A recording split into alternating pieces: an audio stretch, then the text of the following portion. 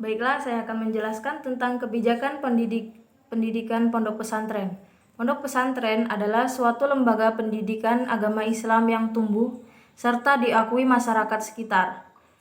Dengan sistem asrama atau komplek, di mana santri-santri menerima pendidikan agama melalui sistem pengajian atau madrasah yang sepenuhnya berada di bawah kedaulatan dari leadership seseorang atau beberapa orang kiai dengan ciri-ciri khas yang bersifat karismatik serta independen dalam segala hal. Menurut lembaga Reser Islam, pesantren adalah suatu tempat yang tersedia untuk para santri dalam menerima pelajaran-pelajaran agama Islam sekaligus tempat berkumpul dan tempat tinggalnya. Secara garis besar dapat dikelompokkan ke dalam dua bentuk pesantren. Satu, pesantren salafiyah, yaitu yang menyelenggarakan pengajaran Al-Quran dan ilmu-ilmu agama Islam serta kegiatan pendidikan dan pengajarannya sebagaimana yang berlangsung sejak awal pertumbuhannya. Dua, pondok pesantren kalafiyah, yaitu pondok pesantren yang selain menyelenggarakan kegiatan pendidikan pesantrenan, juga menyelenggarakan kegiatan pendidikan formal atau sekolah atau madrasah.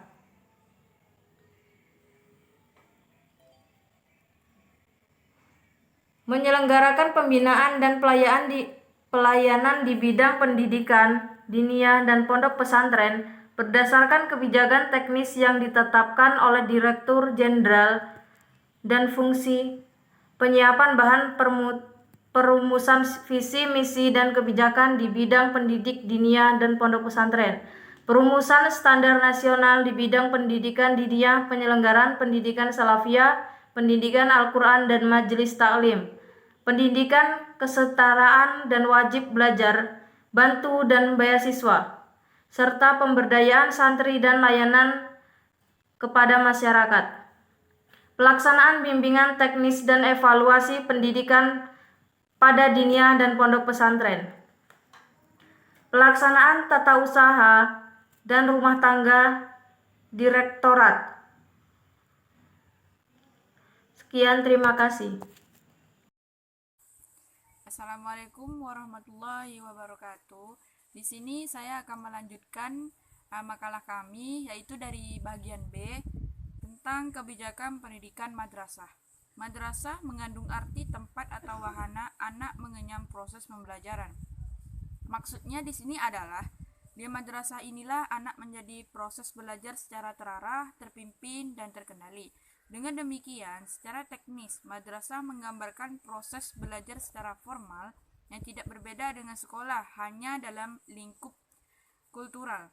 Pada masa Orde Baru ini, madrasah mulai dapat diterima oleh semua lapisan masyarakat, mulai dari masyarakat kelas rendah sampai masyarakat kelas menengah ke atas. Sedangkan pertumbuhan jenjang menjadi 5 jenjang pendidikan yang secara berturut-turut sebagai berikut, yaitu yang pertama, Raudatul Atfal atau Bustanul Atfal, dan yang kedua, Madrasah Ibtidaiyah, yang ketiga, Madrasah Sanawiyah, yang keempat, Madrasah Aliyah, dan yang terakhir yaitu Madrasah Diniyah. Sekian, terima kasih.